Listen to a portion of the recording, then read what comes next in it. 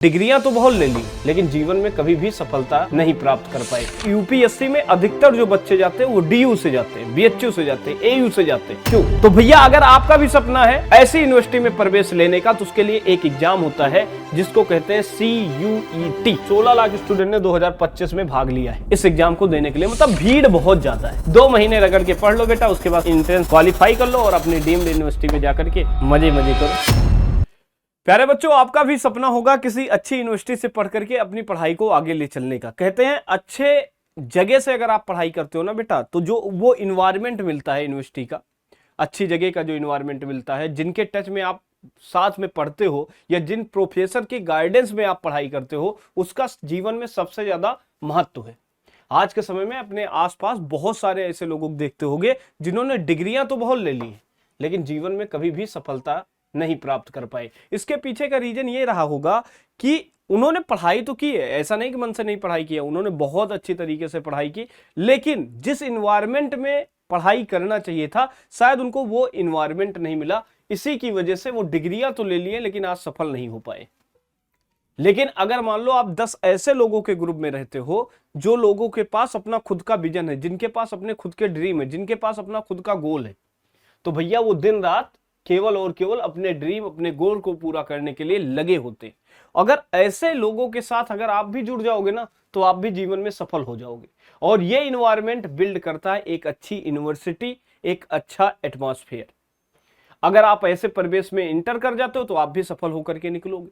आज हमारे समाज में यूपीएससी का बहुत बड़ा दबदबा है और यूपीएससी में अधिकतर जो बच्चे जाते हैं वो डीयू से जाते हैं, बीएचयू से जाते हैं, एयू से जाते हैं। क्यों? पढ़ाई तो बहुत सारे बच्चे करते हैं। अपने आसपास देखोगे तो कई सारे महाविद्यालय होंगे जहां पर डिग्रियां बंट रही हैं, बीए, बीएससी, एमएससी, पीएचडी, जो चाहो सब ले लो। लेकिन वहां का बच्चा कितना सफल है? वो जाकर के एसएससी की तैयारी करता है, वनडे एग्जाम की तैयारी करता है। लेकिन जो डीयू से निकलता है वो भैया यूपीएससी की तरफ जाता है, या फिर वो क्या करता है, पीएचडी की तरफ जाता है। अच्छी जगह से पीएचडी करने के बाद किसी अच्छी यूनिवर्सिटी का प्रोफेसर बन जाता है, अच्छे पैसे कमाता है। तो ये जो परिवेश होता है ना हमारी, ये बहुत ज्यादा इंपॉर्टेंट है। अगर ये सराउंडिंग हमारी अच्छी हो जाए, हमारी संगत अच्छी हो जाए, तो हम भैया निकल करके समाज में एक एग्जाम्पल सेट कर सकते हैं, एक उदाहरण बन सकते हैं। अगर आपका भी सपना है किसी अच्छी यूनिवर्सिटी से जुड़ करके अपने जीवन में सफल बनने का, तो सबसे जरूरी है कि एक अच्छे जगह से आप अपनी पढ़ाई को आगे लेकर के चले। आज दुनिया में आईआईटी कॉलेज नंबर 1 क्यों है? बीएचयू का नाम क्यों चलता है? एयू का नाम क्यों चलता है? डीयू का नाम क्यों चलता है? लोग क्यों जाना चाहते हैं इस जगह पे? क्योंकि भैया इनको पता है कि अगर इस एटमॉस्फेयर में हम चले गए तो हम अपने डोमेन में सबसे अच्छे बन के निकलेंगे और जीवन में कुछ नहीं कुछ तो सफलता हम प्राप्त करके ही निकल आएंगे। नौकरी मिलेगी तो ठीक है, नहीं तो अपना स्टार्टअप चलेगा, अपना बिजनेस चलेगा, क्योंकि अपना दिमाग इस लेवल पे एक्टिव हो चुका होता है। तो भैया अगर आपका भी सपना है ऐसी यूनिवर्सिटी में प्रवेश लेने का, तो उसके लिए एक एग्जाम होता है जिसको कहते हैं CUET। ठीक है, तो आज हम बात करने वाले हैं भैया CUET के बारे में 2027। ठीक है, विद्याकुल से विश्वविद्यालय तक का सफर। आप हमारे साथ जुड़ करके, इस विद्याकुल परिवार के साथ जुड़ करके अपने इस सपने को हकीकत में बदल सकते हो और जीवन में सफलता को प्राप्त कर सकते हो। प्यारे साथियों, सबसे पहले बात करते हैं कि व्हाट इज CUET। CUET है क्या? देखो भाई, तो CUET का जो फुल फॉर्म है ये होता है भाई कॉमन यूनिवर्सिटी एंट्रेंस टेस्ट। मतलब जो अच्छी यूनिवर्सिटी है, सेंट्रल यूनिवर्सिटी है, उन यूनिवर्सिटी में एडमिशन करने के लिए एक एंट्रेंस होता है। जैसे अच्छे कॉलेज में एडमिशन करवाने के लिए तुमने एंट्रेंस दिया होगा, उसी तरीके से इस यूनिवर्सिटी में भी एडमिशन लेने के लिए आपको ये वाला टेस्ट देना पड़ेगा। ये टेस्ट कंडक्ट कौन करेगा भैया? ये टेस्ट कराएगा कौन? तो ये टेस्ट कराता है नेशनल टेस्टिंग एजेंसी, जिसको प्यार से आप NTA कहते हो। NTA क्या करेगा? ये एग्जाम कंडक्ट कराएगा। ठीक है, और इस टेस्ट को क्वालिफाई करने के बाद आप सभी लोग कहां जा सकते हो भाई? देश की सबसे टॉप यूनिवर्सिटी में आप एडमिशन ले सकते हो। जैसे अगर आपका सपना है दिल्ली यूनिवर्सिटी से पढ़ाई करने का, दिल्ली यूनिवर्सिटी से DU जा सकते हो, JNU जा सकते हो, BHU जा सकते हो, ठीक है, AMU जा सकते हो, अलीगढ़ मुस्लिम यूनिवर्सिटी, ठीक है, JMI जा सकते हो, AU जा सकते हो। इन सारी यूनिवर्सिटीज में आप जा सकते हो। ठीक है, तो सिंगल स्टेप आपका सबसे पहला ये होना चाहिए कि क्लास 12th पास होने के बाद आपको सबसे पहले देना है CUET का एग्जाम, और CUET का एग्जाम देने के बाद आप इन अपनी ड्रीम यूनिवर्सिटी में क्या ले सकते हो भाई, एडमिशन ले सकते हो। थोड़ी सी बात को और आगे लेकर के चलेंगे। अब बात आ गई CUET तो समझ में आ गया, सर लेटेस्ट एग्जाम पैटर्न क्या है 2027 में अगर हम CUET का एग्जाम देना चाहें तो इसके लिए एग्जाम का पैटर्न क्या होने वाला है। पहले इसको थोड़ी सी बातों को समझ लेते हैं भैया। तो टोटल सब्जेक्ट हमारे पास यहाँ पे 37 होते हैं, जिसमें 13 लैंग्वेज है और 23 डोमेन सब्जेक्ट होते हैं, और इसमें एक जनरल एप्टीट्यूड टेस्ट होता है। ठीक है, अगर हम मीडियम की बात करते हैं तो 13 इंडियन लैंग्वेज में आपको ये पेपर कंडक्ट कराया जाता है। यहाँ पे सारी चीजें मेंशन है, आप देख सकते हो। सिलेबस की बात करें तो लैंग्वेज सब्जेक्ट आता है, लैंग्वेज में आपके हिंदी इंग्लिश जो भी होता है वो सारी चीजें आ सकती है। डोमेन सब्जेक्ट इसके बाद आता है, जनरल एप्टीट्यूड टेस्ट होता है, आगे अभी हम चर्चा करने वाले हैं।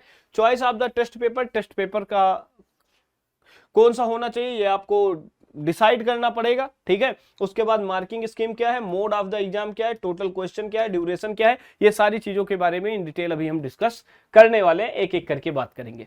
सबसे पहले अगर हम बात करते हैं प्यारे बच्चों कि भैया CUET हिंदी मीडियम विद्याकुल, देखो अगर आप हिंदी मीडियम की स्टूडेंट हो और आपका सपना है JNU में जाने में का, BHU में जाने का, तो आपको पता है कि स्टेट बोर्ड के नंबर 1 है हम। स्टेट बोर्ड में हमसे बड़ा कोई नहीं है और हमसे ज्यादा स्टूडेंट किसी के पास नहीं है, और हमने एक भरोसा कायम किया है स्टेट रैंक दे करके। भैया यहाँ पे भी वही भरोसा कायम है। पिछले 2 सालों से लगातार हमारे बहुत सारे बच्चे DU, JMU, साथ ही साथ BHU, AU, इन सभी जगहों पे जाकर के एडमिशन ले चुके हैं। तो अगर आपका भी सपना है हिंदी मीडियम से CUET का एग्जाम देने का और विन सारी यूनिवर्सिटी में एडमिशन लेने का, तो एकमात्र तुम्हारे पास प्लेटफॉर्म है अपना प्यारा सा परिवार विद्याकुल परिवार। सबसे पहले यूट्यूब पे जाना है और यूट्यूब पे जाकर के क्या सर्च करना है, CUET हिंदी मीडियम विद्याकुल को जाकर के सर्च करना है, और उसके बाद बेटा इसको सब्सक्राइब कर लेना है। और यहाँ पे ऋषि सर की कई सारी आपको वीडियो देखने को मिलेंगी, उन वीडियो को जाकर के भैया ओपन कर लेना और इन डिटेल सारी जानकारियां हासिल भी कर लेना है। साथ ही साथ सब्सक्राइब कर लोगे तो आप हमारे परिवार का हिस्सा बन जाओगे, और हम अपने भाई बहनों का हाथ कभी छोड़ते नहीं, इस भरोसे के साथ ज्वाइन करना हमको। ठीक है, चलते हैं थोड़ी सी बात को और आगे लेकर के चलते हैं भाई। सबसे पहले बात करते हैं CUET एग्जाम देने के लिए एलिजिबिलिटी क्या होनी चाहिए। एलिजिबिलिटी मतलब योग्यता क्या होनी चाहिए। तो भैया योग्यता सिर्फ एक है कि क्लास 12th आप पास होने चाहिए। इसके लिए एज लिमिट कुछ नहीं है, आप 10 साल के, आप 20 साल के हो, 17 साल के हो, 50 साल के हो, कोई फर्क नहीं पड़ता है। एज की यहाँ पे कोई लिमिट इस एग्जाम के लिए नहीं है।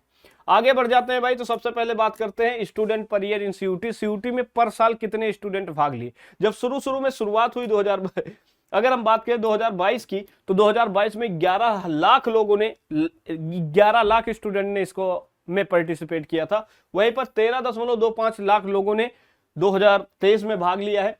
14,75,000 स्टूडेंट ने 2024 में भाग लिया है। वहीं 16 लाख स्टूडेंट ने 2025 में भाग लिया है इस एग्जाम को देने के लिए। मतलब भीड़ बहुत ज्यादा है, और भीड़ ज्यादा है तो मेहनत ज्यादा करनी पड़ती है।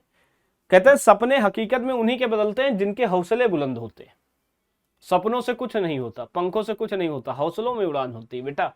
सपने तुमने देखे हैं तो मेहनत करनी पड़ेगी, इन लोगों के साथ तुम्हें फाइट करना पड़ेगा और अच्छी रैंक लानी पड़ेगी, अच्छे नंबर लाने पड़ेंगे, तब जाकर के आप इस यूनिवर्सिटी में एडमिशन करा सकते हो। देखो इस यूनिवर्सिटी में एडमिशन कराने की पहली गारंटी तो ये है, अगर आप इस कैंपस में पहुंच जाते हो तो आप कंपटीशन जोन से जुड़ जाते हो और आने वाले समय में आप सफल होकर के निकलोगे, ये मुझे पूरा भरोसा है। DU का कोई बंदा तुम्हें रास्ते में घूमता टहलता दिखाई नहीं देगा। अगर कोई होगा तो भैया या तो गवर्नमेंट किसी कॉलेज में पढ़ा रहा होगा, या तो भैया कोई अपना स्टार्टअप शुरू कर दिया होगा। मतलब इतना दिमाग डेवलप कर देते हैं बेटा कि तुम्हारे पास फ्री रहने का वक्त ही नहीं है। दूसरी बात खास क्या है, इस यूनिवर्सिटी से जब जुड़ जाते हो तो आपके पास पैसे की जो दिक्कत होती है वो कम हो जाती है। हमें पता है, हम मिडिल क्लास के फैमिली से आते हैं, हमें पता है एक एक रुपए का महत्व क्या है। वैसे समझता हूँ आप लोगों के पास भी पैसे की दिक्कत ही होती होगी। जब आप यहाँ पे एडमिशन लेते हो तो हॉस्टल मिल जाता है, एक अच्छे इन्वायरमेंट के साथ एक अच्छी हॉस्टल की लाइफ भी जी सकते हो, साथ ही साथ आपका पैसा भी बहुत कम खर्च होता है। इसीलिए भैया बहुत सारे बच्चे इसमें पार्टिसिपेट करते हैं, आपको भी करना चाहिए। अगर आप नहीं सोच रहे हो तो सोचना चाहिए। बेस्ट सब्जेक्ट कॉम्बिनेशन की बात करते हैं तो लैंग्वेज में हिंदी और इंग्लिश, ठीक है। और वही डोमेन सब्जेक्ट की बात करते हैं, सब्जेक्ट इन क्लास 12th, जो क्लास 12th में आपका सब्जेक्ट था वही आपके डोमेन सब्जेक्ट बनेंगे। मान लो हमारा बच्चा PCM से पढ़ा है, फिजिक्स केमिस्ट्री मैथ से, तो उसे वही सब्जेक्ट है, उसके डोमेन सब्जेक्ट है। अगर बायो से तो बायो चेंज कर लेना मैथ की जगह पे। जर्नल टेस्ट की बात करेंगे तो reasoning, GK, CS, CA GS और न्यूमेरिकल एबिलिटी टाइप के क्वेश्चन यहाँ पे देखने को मिलते हैं, मतलब बहुत बेसिक टाइप का। अगर हम लैंग्वेज की बात करते हैं तो हिंदी और इंग्लिश है। अगर हम डोमेन की बात करते हैं भैया तो आपका डोमेन क्या होगा, या तो तुमने हिंदी मीडियम से पढ़ाई कर रखी होगी या तो इंग्लिश मीडियम से, साथ ही साथ या तो स्ट्रीम आपका आर्ट रहा होगा या तो साइंस रहा होगा। अगर आर्ट स्ट्रीम से रहे होगे तो कोई बात नहीं, हिस्ट्री, पॉलिटी, ज्योग्राफी, इकोनॉमिक्स ये सारे आपके डोमेन सब्जेक्ट रहे होंगे। लेकिन अगर साइंस से रहे होगे भैया तो यहाँ पे दो तरीके के सब्जेक्ट आएंगे, पीसीएम रहा होगा या तो पीसीबी रहा होगा। बी का मतलब बायो और एम का मतलब मैथ, तो फिजिक्स केमिस्ट्री दोनों में कॉमन है, तो ये आपके डोमेन सब्जेक्ट बन जाएंगे। वहीं पर जीएटी की बात करेंगे तो जीके और सीए, रीजनिंग और क्या होता है बेटा, क्वांट एप्टीट्यूड जो होता है, ये आपके जीएटी के सब्जेक्ट्स होते हैं। ठीक है, आगे की तरफ बढ़ जाएंगे भाई। आगे की तरफ अगर आप बढ़ते हो तो अगर मान लो टॉप यूनिवर्सिटीज की बात करते हैं कि आपका सपना है बीए में जाने का, आर्ट वाले बीए जाएंगे और साइंस वाले भाई बीएससी करेंगे या बीकॉम, कॉमर्स वाले बीकॉम जाएंगे, बीटेक जाना है, वीएलएलबी करना है या वी फार्मा करना है, तो ये सारे डोमेन में आप एडमिशन लेने के लिए सीयूटी की तरफ से जा सकते हो। अब बात करते हैं टॉप यूनिवर्सिटी के बारे में। टॉप 10 यूनिवर्सिटी क्या है, सबसे पहले यूनिवर्सिटी ऑफ दिल्ली है, जिसको आप डीयू के नाम से जानते हो, बड़ा फेमस है। उसके बाद बीएचयू है, बनारस हिंदू विश्वविद्यालय, जिसको आप बीएचयू यूनिवर्सिटी के नाम से जानते हो। यूनिवर्सिटी ऑफ इलाहाबाद है उसके बाद जवाहर नेहरू यूनिवर्सिटी है, उसके बाद यूनिवर्सिटी ऑफ हैदराबाद है, उसके बाद 6 नंबर पर अलीगढ़ मुस्लिम यूनिवर्सिटी, उसके बाद जामिया ठीक है, जामिया मिलिया इस्लामिया, ठीक है। उसके बाद बाबा साहब भीमराव अंबेडकर यूनिवर्सिटी है, central university of south Bihar है, हेमवती नंदा बहुगुड़ा गढ़वाल यूनिवर्सिटी, ये भी भैया आपका यहीं पे आती है। तो ये टोटल टॉप 10 यूनिवर्सिटी हैं जिनके थ्रू सीयूटी में अगर आप पेपर देते हो तो यूनिवर्सिटी में जाकर के एडमिशन भी ले सकते हो। आगे बढ़ चलते हैं भाई, नए पॉइंट पे आते हैं। एग्जाम का पैटर्न क्या है, 3 सेक्शन है भैया, लैंग्वेज है, डोमेन है और क्या है बेटा, जीएटी है। ठीक है, यहाँ पे अगर हम बात करते हैं सीबीटी मोड में एग्जाम होता है, कंप्यूटर बेस्ड टेस्ट होता है, एमसीक्यू बेस्ड क्वेश्चन आते हैं, मल्टीपल शिफ्ट में होता है भैया, ये भी याद रखिएगा। सारे सब्जेक्ट में भैया 50 क्वेश्चन आते हैं और 60 मिनट में सॉल्व करना होता है। और कह रहे medium of exam 13 Indian language में होता है भैया, हिंदी, इंग्लिश और अदर जो आपके लैंग्वेज होते हैं जैसे गुजराती है, मराठी है, इन सारे लैंग्वेज में एग्जाम होने वाला होता है। अब यहाँ पे अगर हम बात करते हैं भैया कि सबसे पहले 3 सेक्शंस में क्या है, लैंग्वेज है, डोमेन सब्जेक्ट हो जाता है, जीएटी आपका आ जाता है। ठीक है, आगे की तरफ बढ़ जाओ भाई, आगे की तरफ बढ़ते हैं, सिलेबस की बात करते हैं। टोटल सब्जेक्ट यहाँ पे 37 है, आप चेक कर सकते हो जाकर के वेबसाइट पे, जिसमें 13 लैंग्वेज के सब्जेक्ट हैं, 23 डोमेन सब्जेक्ट है, उसके बाद एक क्या होता है बेटा, जीएटी का होता है। मार्किंग स्कीम की बात करते हैं भैया तो प्रत्येक क्वेश्चन आपके 5 नंबर के होते हैं और यहाँ पे निगेटिव मार्किंग होती है। अगर एक क्वेश्चन गलत हो जाता है भैया तो 1 नंबर आपका सही में से भी कट जाता है। सब्जेक्ट सिलेक्शन की बात करते हैं भाई, तो सब्जेक्ट का सिलेक्शन आपको करना होता है, टोटल 5 सब्जेक्ट आपको सिलेक्ट करने होते हैं। कैंडिडेट में choose up to the maximum of 5 subject including language, language को लेकर के भैया टोटल 5 सब्जेक्ट आप सिलेक्ट कर सकते हो।